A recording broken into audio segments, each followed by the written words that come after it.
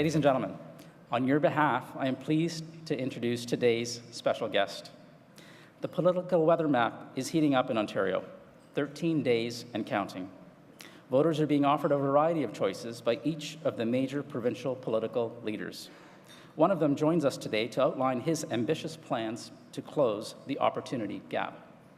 Tim Hudak was elected the 23rd leader of the Ontario PC Party in June 2009 and has been a key player in provincial politics since 1995.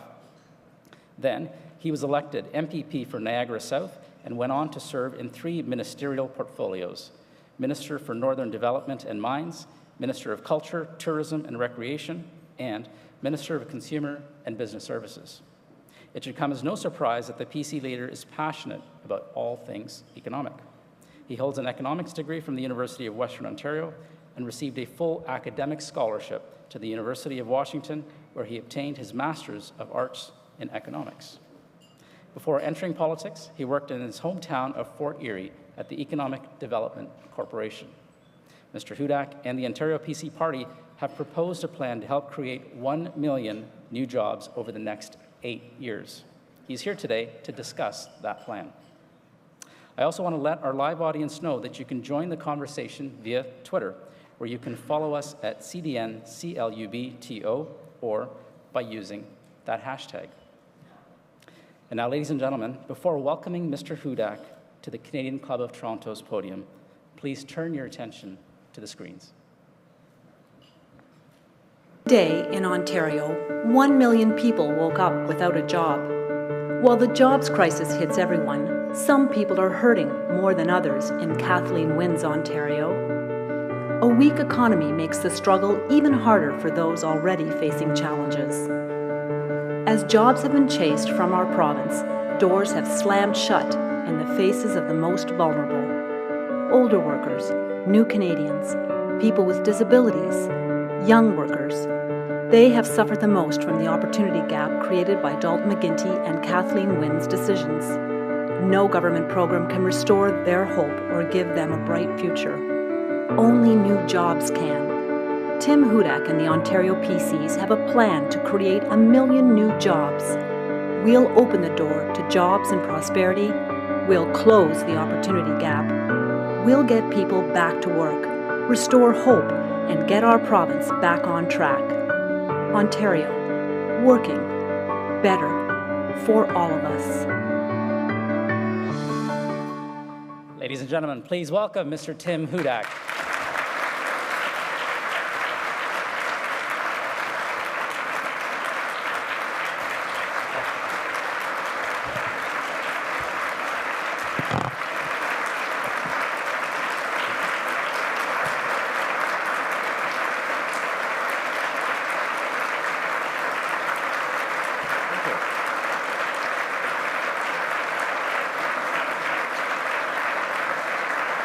Thank you kindly, folks. Thank you. Very, very kind. Gord, thanks for the very kind welcome and intro, folks. Thanks for taking the time out of your day to be with us at the Canadian Club. It's great to be back at the Canadian Club. I'll say, Gord, you were kind enough in my bio to go through a little bit of my past, and you mentioned that I had a scholarship to study in economics at University of Washington. Usually, the audience looks at me and they say, well, look at that guy. Obviously, it's an athletic scholarship. I don't know why Rick Byers is laughing at that particularly. So you disabuse him of that. Thank you very much. It's great to be here today. And I know I'm also joined by one of the great premiers in the history of the province of Ontario, Premier Mike Harris. Premier, thank you very much for joining us as well.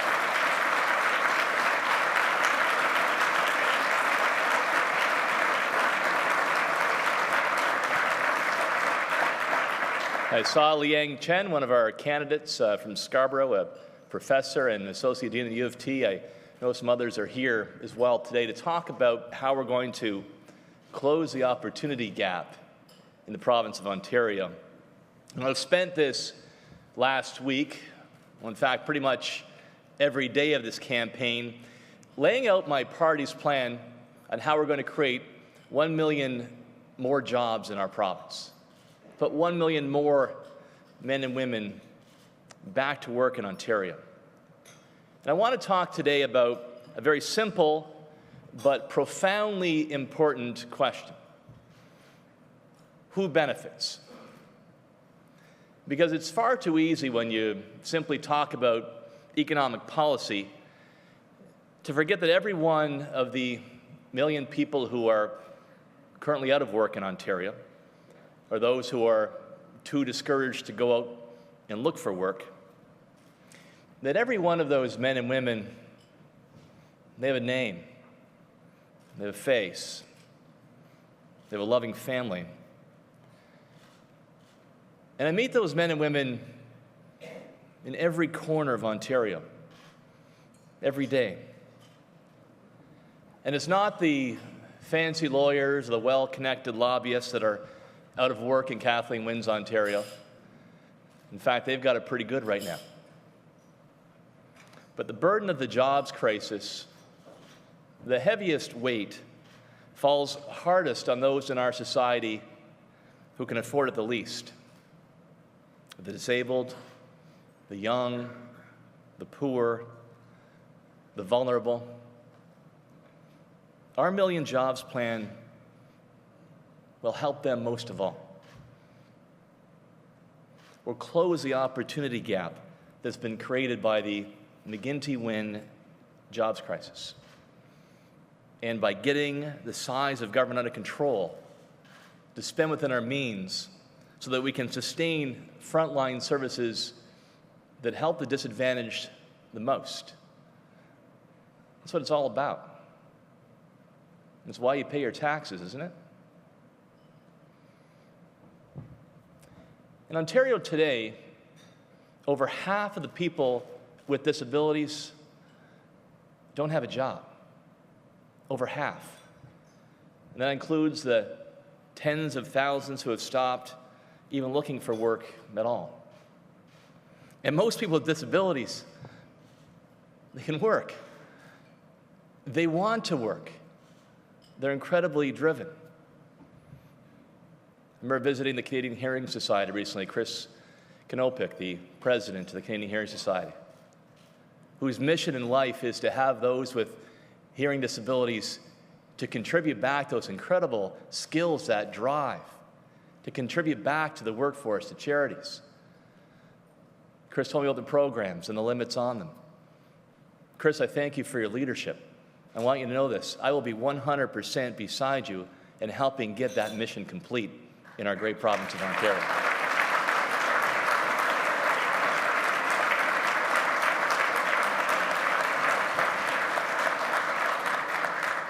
There are other champions all across our province, including a man named Mark Wafer right here in the city of Toronto. Mark runs a series of Tim Hortons where he's hired over 100 people with disabilities in the last 20 years. And it's not out of charity. Mark does it because he's a smart businessman. He understands that when you hire talented, dedicated employees who want to work, they give back. And they have one of the lowest turnover rates anywhere in the business. Our Million Jobs plan will help other employers to learn what Mark already knows by connecting employers with people with disabilities.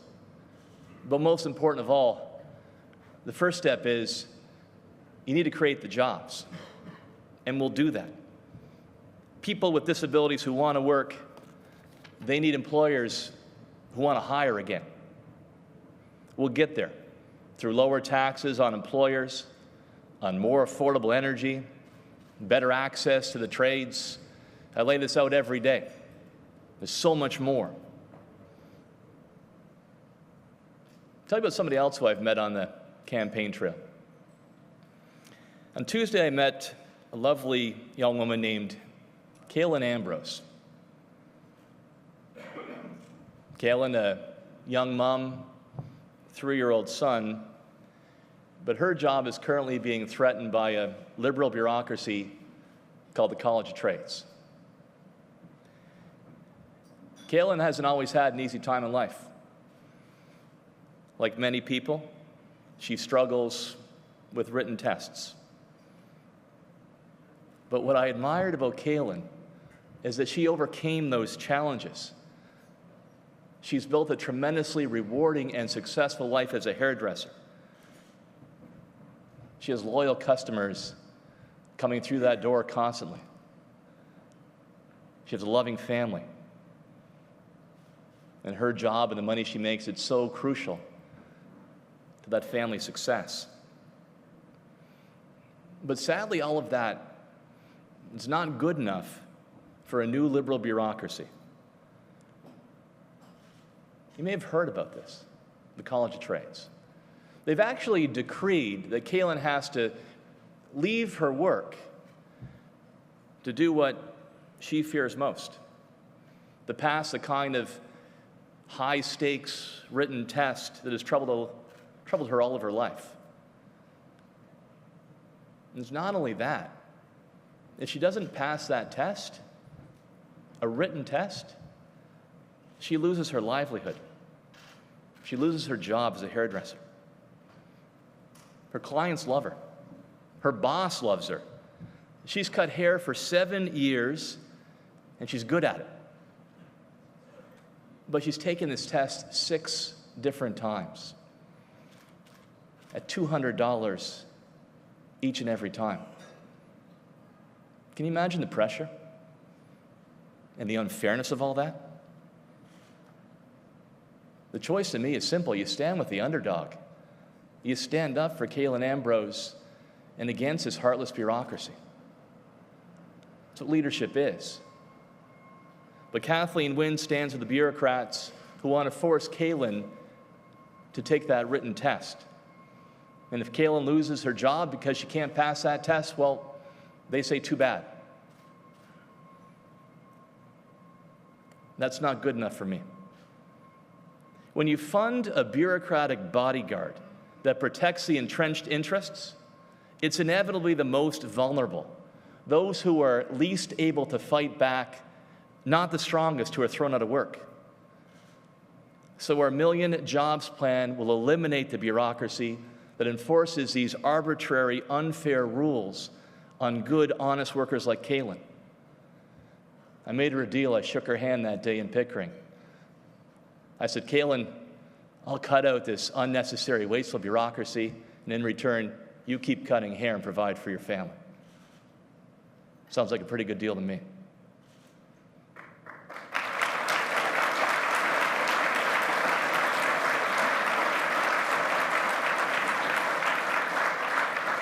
Because you see, on issue after issue, Dalton McGuinty and Kathleen Wynne have chosen the path that stifles job creation, and it keeps the most vulnerable people in our society from a fair chance at enjoying the dignity of a good job. And worst of all, they congratulate themselves on their compassion when they trap the same men and women in social programs that make it even harder to find good work. I studied economics in graduate school, as Gord just mentioned.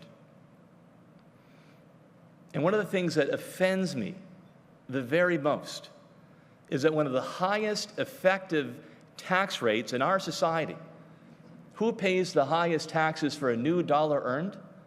In Ontario, it's a welfare recipient or somebody on disability who wants to take on a part-time job. You're right. They finally get a fair chance of proving themselves, and the government claws back their livelihood. And how can that possibly be in a modern society, in a great society like Ontario in 2014?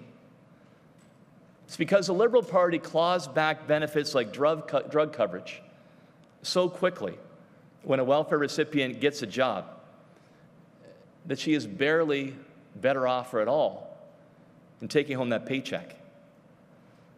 It saves the province nothing to keep that person on welfare. It is just plain dumb.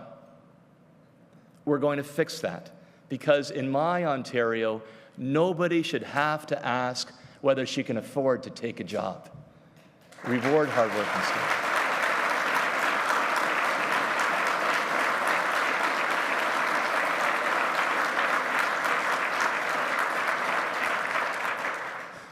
Of course, we all rely on vital programs like healthcare, like education. We all have that experience ourselves or in our families. But it is the vulnerable people in our province who rely on those core trusted services most of all. And that's why we're committed to a balanced budget that ensures that we can afford those frontline services, not just for today, but for years to come, with thriving job creation to pay the bills, and a government that we can afford. The intellectual bankruptcy of the McGuinty-Wynne agenda is in the notion that there is anything compassionate about driving the province into financial bankruptcy and to fund a government that we simply cannot sustain. When the government borrows $4,100 for every family in Ontario every single year, the question is not whether the money runs out. The question is when. And how soon? And who pays the price? We can deal with this challenge in a careful, thoughtful way that we can control. Or we can let it spin out of control and see the most vulnerable among us pay the price. My plan is to seize our own destiny, to protect what matters and what we value. That's why I brought forward my plan to reduce the size of government from 1.2 million government workers today to 1.1 million. That's a level we had as recently as 2009. To cut out the middle management bureaucrats so we can protect the front line. The alternative is not to keep borrowing forever. It's simply impossible to put $20 billion onto the debt each and every year. Leadership is you make a choice. But Kathleen Wynne just said the other day that there is not a single position out of the 1.2 million government employees that we could possibly ever dream of doing without. She thinks that every person working on the government payroll is equally important. I don't. Let me tell you why. She thinks that the six-figure executives at the Ontario Power Authority, they're untouchable. Well, I say no to the Ontario Power Authority bureaucrats so I can say yes to better home care for our seniors to keep them in their homes.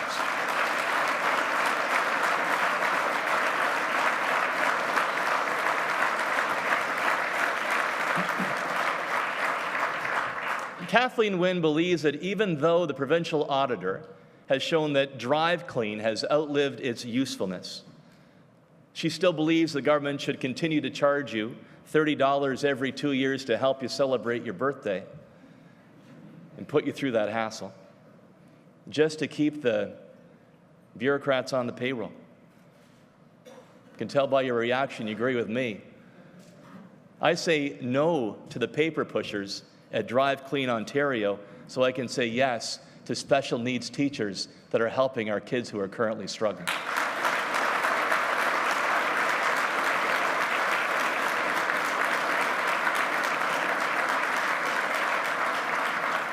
You know, just before I came here, I was at the Ability Center in Durham. Christine Elliott was a pioneer, chaired the board. Christine and I were there. If you haven't been there, you should see it. Actually, tomorrow's its second birthday. They're doing a big open house. You should see this place. It works wonders. They said it's a place where disability doesn't come in the door. That moved my heart. Met a young man named Bogdan. Durham College student doing his job placement at the Ability Center. Took Christine and I around for a tour. An impressive young man who happens to be a paraplegic. Was in a wheelchair. But the drive and determination he had to overcome those challenges, to pursue a career in sports management, it's inspiring. course, he said he was a New York Rangers fan, was happy about the game the other night. I won't hold that against him. Rangers fans, really. But when you see that, you see this young man who has overcome incredible obstacles, goes to Durham College, wants to work in sports management, and is proud of every minute he spends there at the Ability Center, and wants to make that his career. That tells me we need a lot fewer bureaucrats milking the system and a lot more Bogdans having success in the great province of Ontario.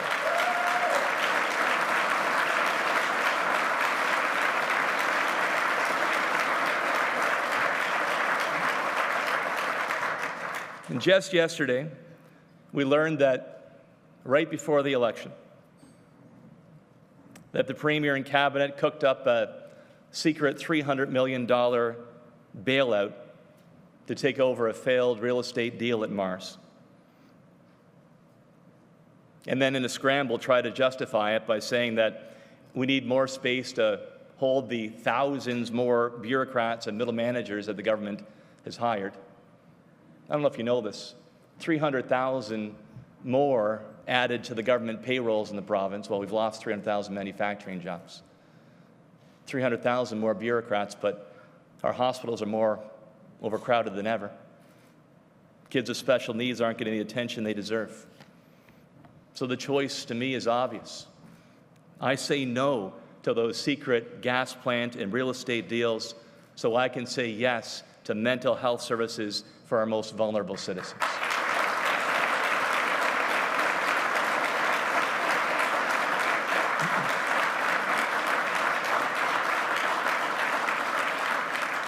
The plain truth is that you can't balance the budget without spending less. And taking on the failed, wasteful programs and that excess fat layer of middle management is exactly what protects the front lines that matter the most. If we stay on the McGuinty-Wynne path of ever-rising deficits and deeper debt, you know what happens. Eventually, our creditors force us to deal with our problems. And in every country where you didn't control your own fate, where the creditors came in, you know what happened. Look what happened in Greece, where they cut their hospital budgets by 25%, their drug budget by 50%, from Iceland to Spain. And in all of those examples where they didn't control their own fate, it was the most vulnerable who paid that heavy price at the end of the day. I want you to know this. I will never let that happen. And I will never shy from giving you the straight goods about what it takes to take on that challenge right here and right now.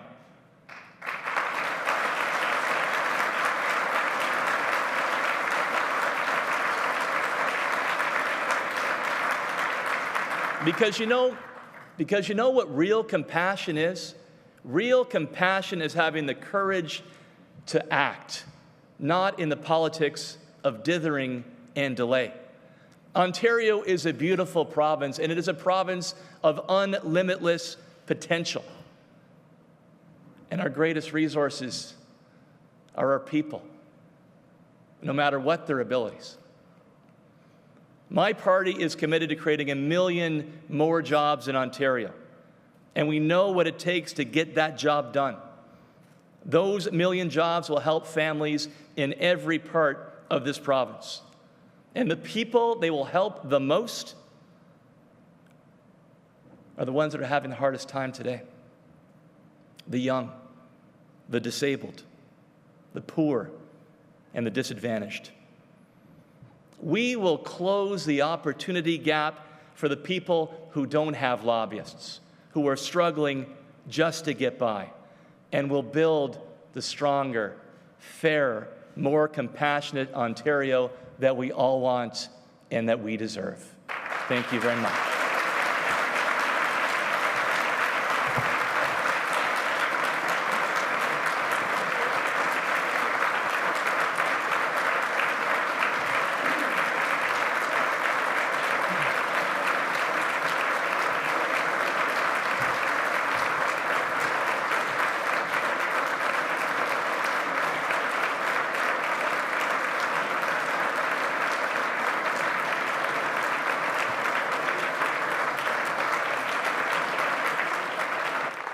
Thank you, folks.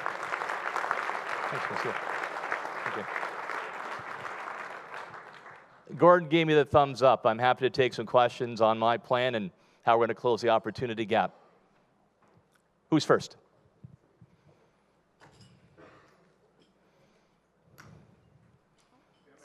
I'm good. How are you?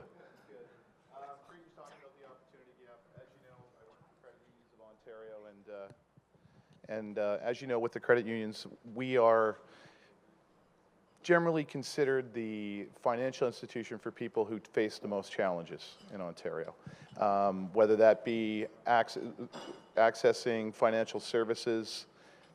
We're friendly, and people get to know us, and for that reason, people who face the opportunity gap, they use credit unions a lot more.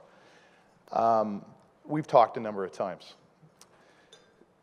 What we are looking for in Ontario, as you know, there's some changes that we're looking for. We've got the Act review coming up, and I guess I want to ask you, what are you going to do to help improve credit unions so that we can help improve the lives of Ontarians who do face the opportunity gap? No, thanks, Kelly. I appreciate the question, and I think you've done an outstanding job talking to members of my team, and I suspect you've been talking to members of other parties about what credit unions have to offer. I can tell you this. I mean, Meridian, they used to be called the Niagara Credit Union, and Ralph, I missed that name, the Niagara Credit Union, but they're Meridian now. I think they've done an outstanding job because whenever I go to any of the events in my riding to help out some of our most vulnerable populations, whether it's families who have to use the food bank because they can't get a good job, particularly with young people with developmental disabilities, it's always Meridian that's there helping out. And I know credit unions are doing that right across the province of Ontario. So Kelly, I like some of the ideas you brought forward to reduce the red tape to allow credit unions to offer a higher level of coverage for deposits, to do more business. And when you tell me the other day, I remember we were meeting in my office just before the election happened, you told me that credit unions, because of an old part of the Municipal Act, can't bid and then repurpose abandoned lots in municipalities. Only the big banks can. That didn't make any sense to me. I believe in open competition. So, Kelly, I appreciate what you've advocated there. Hopefully, I looked the three things that you told me about. Did I recall all three accurately? Okay, the tax one. I forgot about that. I forgot the tax and the three. I will tell Kelly and all of you here, I think taxes are high enough. In fact, my plan is to bring taxes down so you spend money in the economy, employers will hire, and we can make sure that more people with disabilities get on payrolls in the province of Ontario to close that opportunity gap.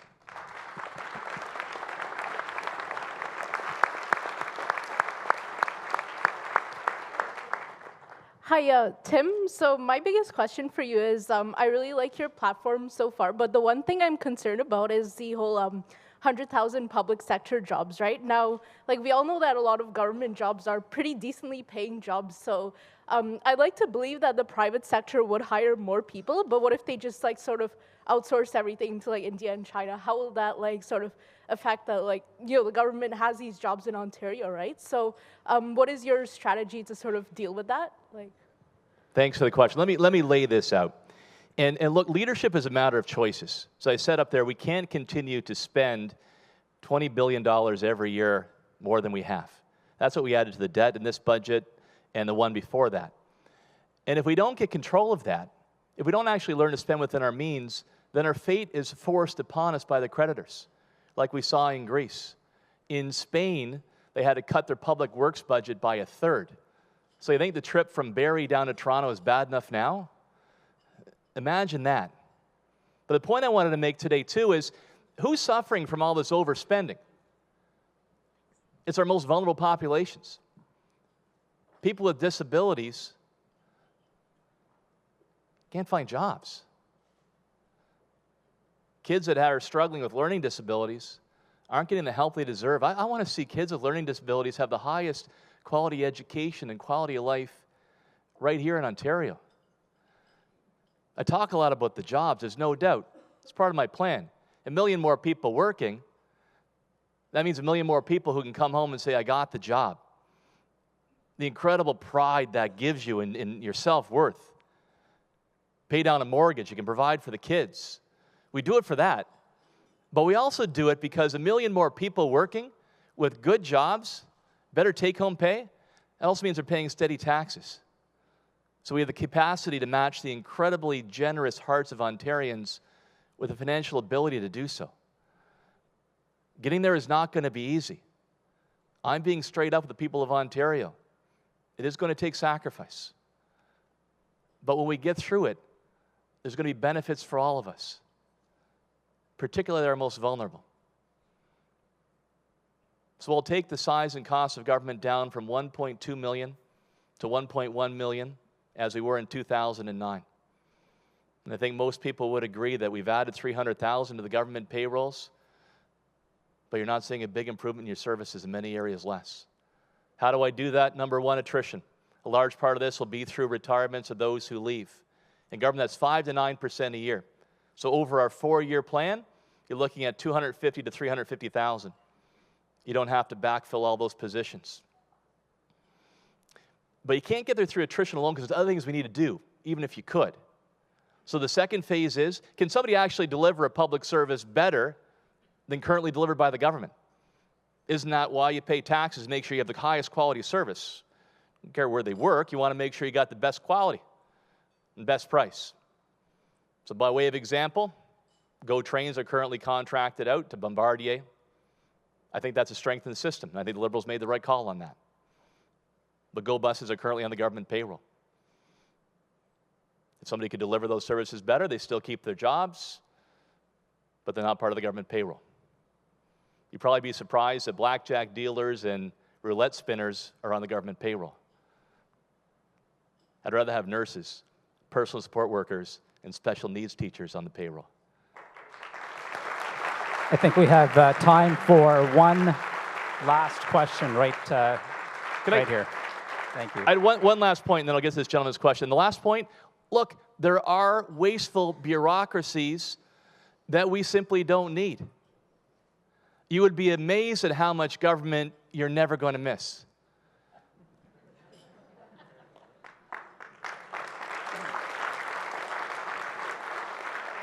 Drive Clean, the 11,000 workers making $100,000 a year or more at Hydro, the Ontario Power Authority that mushroomed from 12 people into a monster bureaucracy of 250, 84 of whom are making $100,000 a year or more. The LINs, the CCAC administration, takes 40 cents out of every dollar. You know who's getting ahead in Kathleen Wynne and Dalton McGuinness's Ontario? It's the insiders. It's wasteful middle management in the bureaucracy. And like I said, I want to see a lot less middle managing bureaucrats. I want to see more workers, and I want to see more people like Bogdan succeeding with his dreams in the province of Ontario. That's what this plan is all about.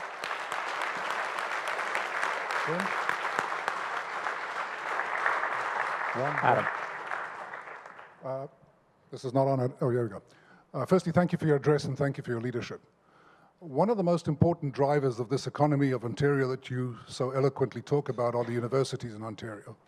And could you talk a little bit about how your party is going to support the universities of Ontario to continue to be that major driver of this economy? Certainly, I benefit a lot from my education at University of Western Ontario, my undergrad in economics. I had a chance to talk to a lot of university presidents as well. Look, I'll be quick on this one. I realize my long answer went a little long. Number one, I want to see greater partnerships between our universities and colleges to combine their strengths, not make them more of the same.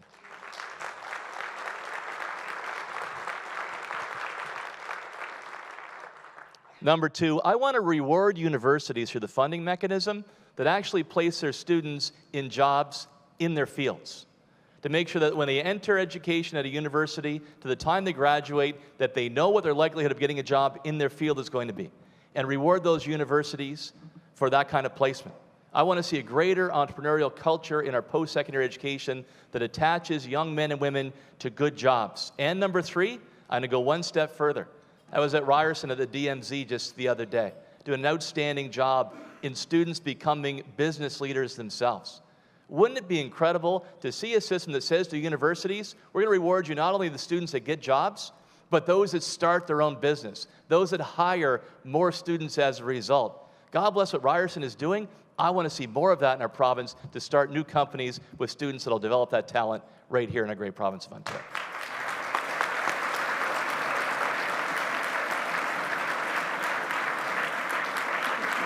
Mr. Hudak, thank you so much for taking questions. I'd like to call upon Jennifer Sloan, President-elect of the Canadian Club of Toronto, to formally thank you on behalf of the club. Tim, it was a real pleasure to have you with us today as you outlined how your party plans to close the opportunity gap in this province. Job creation is an important issue, and your Million Jobs plan has certainly captured our attention. Your belief in using political office to make positive economic change drives your party's platform. And as the country's economic engine, we all have a vested interest in seeing Ontario thrive.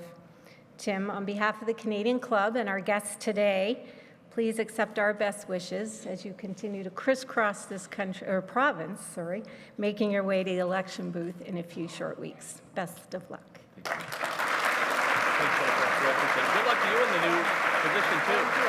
Thank you. Oh, thank you. Really appreciate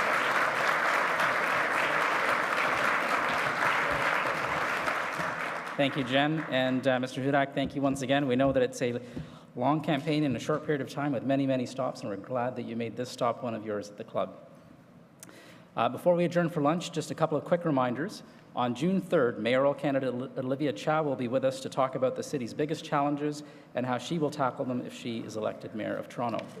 And on June 11th, Yuen Pao Wu, President and CEO of the Asia Pacific Foundation of Canada, will join us to represent the results of the 2014 National Opinion Poll, Canadian Views on Asia, and speak on the progress his foundation has made in building stronger relationships with Asian countries over the last 6 years.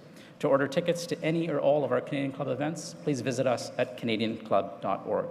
As well, a video podcast of today's event will be available on iTunes in a few days. Simply visit the event listing on our website. And finally, please don't forget to fill out the event survey cards at each of your tables. We at the club truly value your feedback on each and every one of these events, and we would appreciate your feedback.